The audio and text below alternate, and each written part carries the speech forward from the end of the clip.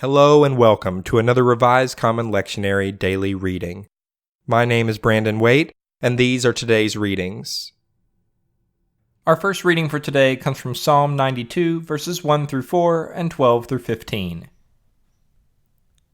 It is good to give thanks to the Lord, to sing praises to your name, O Most High, to declare your steadfast love in the morning and your faithfulness by night, to the music of the lute and the harp, to the melody of the lyre. For you, O Lord, have made me glad by your work. At the works of your hands I sing for joy. The righteous flourish like a palm tree, and grow like a cedar in Lebanon. They are placed in the house of the Lord. They flourish in the courts of our God. In old age they still produce fruit. They're always green and full of sap, showing that the Lord is upright. He is my rock, and there is no unrighteousness in him. Our second reading for today comes from 2 Kings chapter 14, verses 1 through 14. In the second year of King Josiah, son of Joahaz of Israel, King Amaziah, son of Joash of Judah, began to reign. He was 25 years old when he began to reign, and he reigned 29 years in Jerusalem. His mother's name was Jehoadin of Jerusalem. He did what was right in the sight of the Lord, yet not like his ancestor David. In all things he did as his father Joash had done. But the high places were not removed. The people still sacrificed and made offerings on the high places. As soon as the royal power was firmly in his hand, he killed his servants who had murdered his father the king. But he did not put to death the children of the murderers, according to what is written in the book of the law of Moses, where the Lord commanded, "The parents shall not be put to death for the children, or the children be put to death for the parents, but all shall be put to death for their own sins."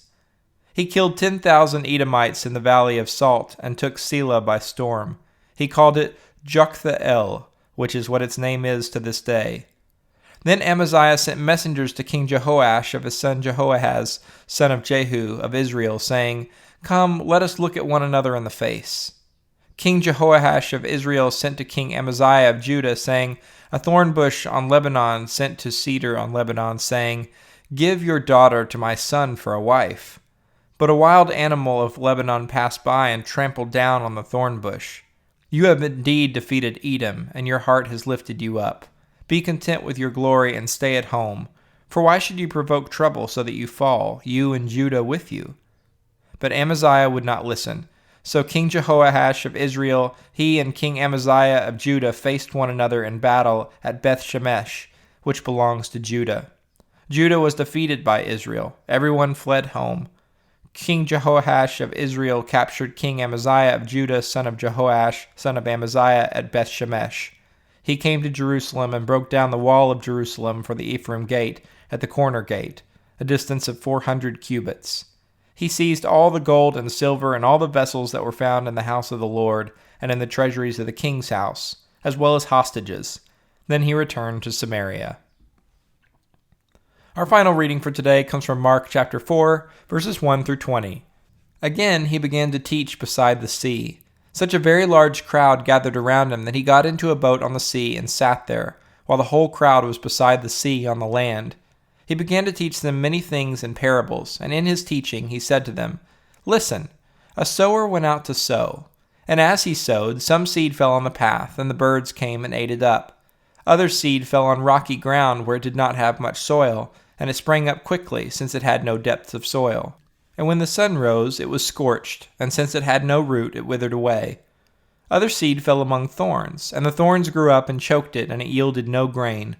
Other seed fell into good soil and brought forth grain, growing up and increasing, and yielding 30 and 60 and 100-fold. And he said, 'Let anyone with ears to hear listen.'" When he was alone, those who were around him, along with the 12, asked him about the parables, and he said to them, "To you has been given the secret of the kingdom of God. But for those outside, everything comes in parables, in order that they may indeed look, but not perceive, and may indeed listen, but not understand, so that they may not turn again and be forgiven." And he said to them, "Do you not understand this parable? Then how will you understand all of the parables? The sower sows the word. These are the ones on the path where the word is sown. When they hear, Satan immediately comes and takes away the word that is sown in them. And these are the ones sown on the rocky ground. When they hear the word, they immediately receive it with joy. But they have no root, and endure only for a little while. Then, when trouble or persecution arises on account of the word, immediately they fall away. And others are those sown among the thorns. These are the ones who hear the word, but the cares of the world and the lure of wealth and the desire for other things come in and choke the word, and it yields nothing.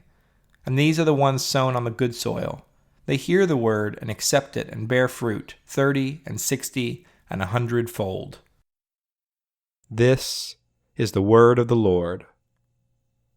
Thanks for listening. I hope you'll return tomorrow for another Revised Common Lectionary daily reading.